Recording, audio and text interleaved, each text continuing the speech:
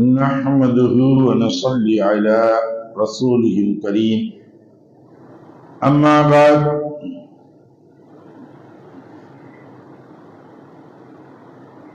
يقول سمعت حذيفة بن يمان رضي الله تعالى عنه يقول كان الناس يسألون رسول الله صلى الله عليه وسلم عن الخير وكنت أسأله عن الشر فخافت أن يدركني فقلت يا رسول الله إنا كنا بجاهلية وشر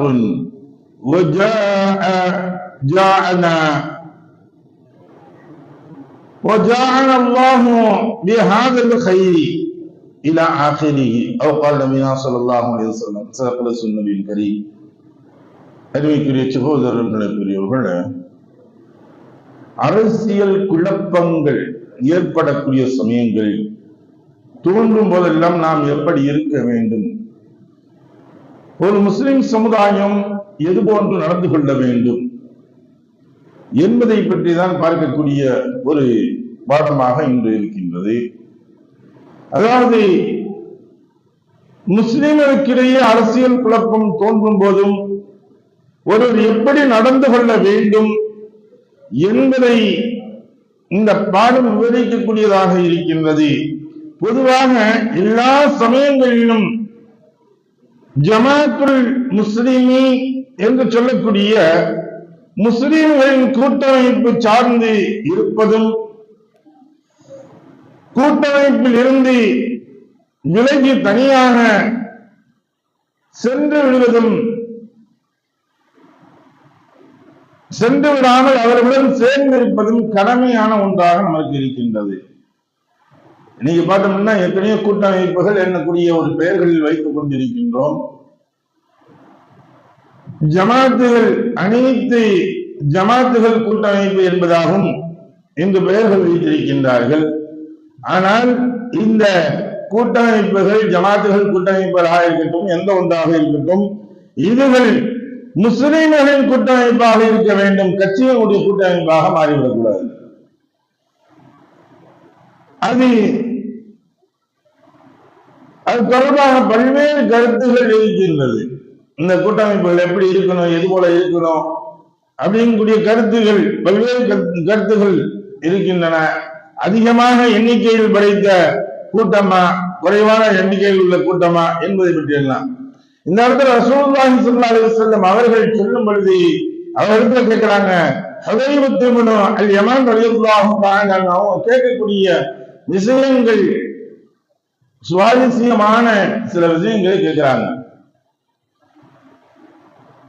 ரசூலுல்லாஹி ஸல்லல்லாஹு அலைஹி வஸல்லம் அவர்களிடம் மக்கள் நன்மையை பற்றி கேட்டுக் கொண்டிருந்தார்கள்.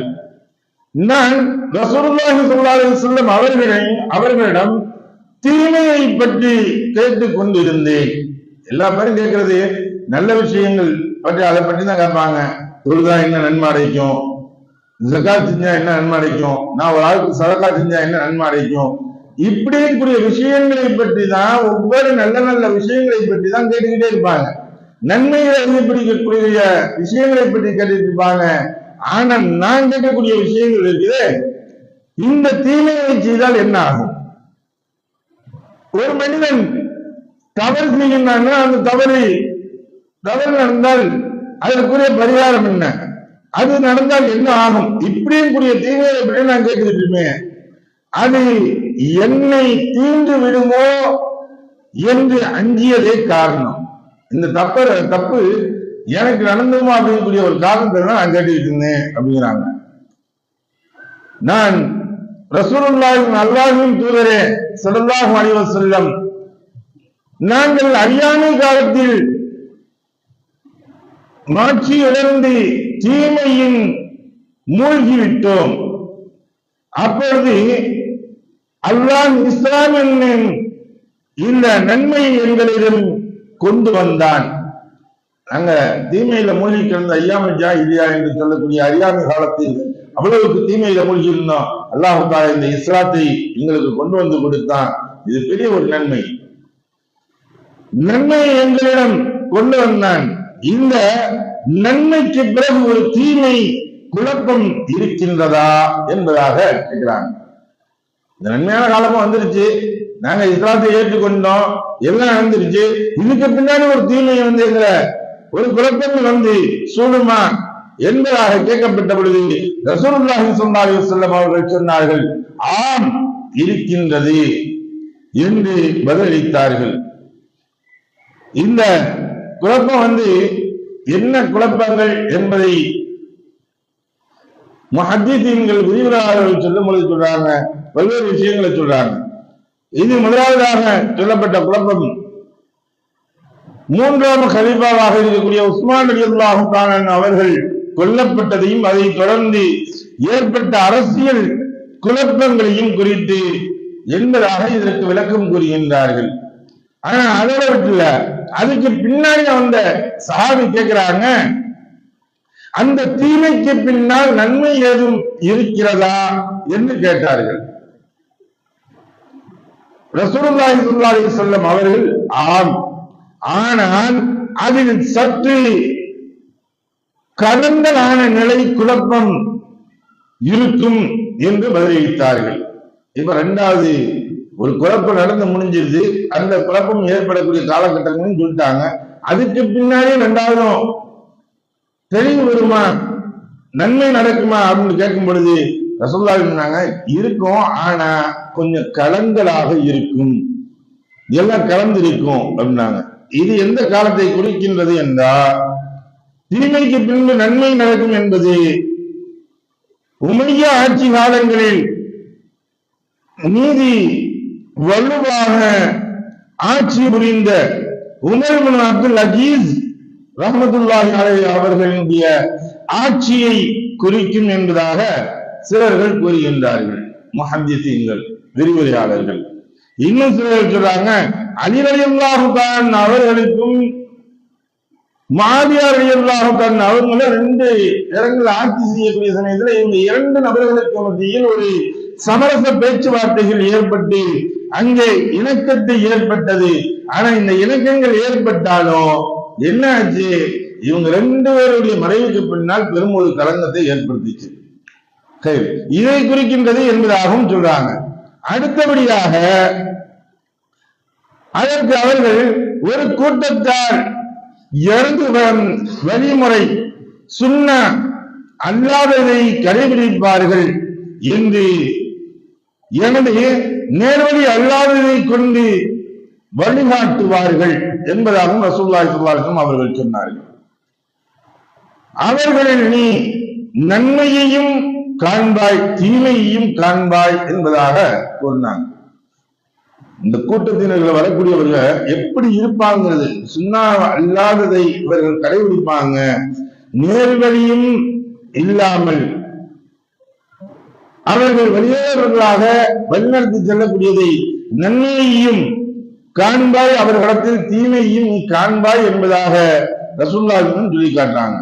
இவர்கள் உமர் இப்னு அப்துல் அஜீஸ் ரஹ்மத்துல்லாஹி அவர்களுக்கு பின்னால் வந்த அமீர்களை குறிக்கும் என்பதாக சிலர்கள் விளக்கம் தெரிகின்றார்கள். அவங்களில் சிலர்கள் உமர் இப்னு அப்துல் அஜீஸுக்கு பின்னால் ஆட்சி செய்தவர்கள் நல்லதையும் செய்திருக்கின்றார்கள், தீமைகளையும் செய்திருக்கின்றார்கள். நான் அந்த நன்மைக்கு பிறகு தீமை உண்டா என்பதாக கேட்டேன். அதற்கு ரசூலுல்லாஹி ஸல்லல்லாஹு அலைஹி வஸல்லம் அவர்கள் ஆம், நரகத்தின் வாசல்களில் நின்று கொண்டு அங்கு வருமாறு அழைப்பவர்கள் சிலர் தோன்றுவார்கள், அவர்களின் அழைப்பை ஏற்பவர் நரகத்தில் அவர்கள் இழுத்து விடுவார்கள் என்று பதிலளித்தார்கள். நான் அல்லாஹ்வின் தூதர் ஸல்லல்லாஹு அலைஹி வஸல்லம் அவர்களுடைய அடையாளங்களை எங்களுக்கு தெரிவியுங்கள் என்று கேட்டேன். ரசூலுல்லாஹி ஸல்லல்லாஹு அலைஹி வஸல்லம் அவர்கள் தம் அரபு இனத்தை சார்ந்தவர்களாகவே இருப்பார்கள், தம் மொழிகளையே பேசுவார்கள் என்று பதிலளித்தார்கள். நான் அல்லாஹ்வின் தூதர் ஸல்லல்லாஹு அலைஹி வஸல்லம் அவர்களே, இத்தகைய காலகட்டத்தை நான் அடைந்தால் என்ன செய்ய வேண்டும் என எனக்கு கட்டளை இடுங்கள் என்று கேட்டேன்.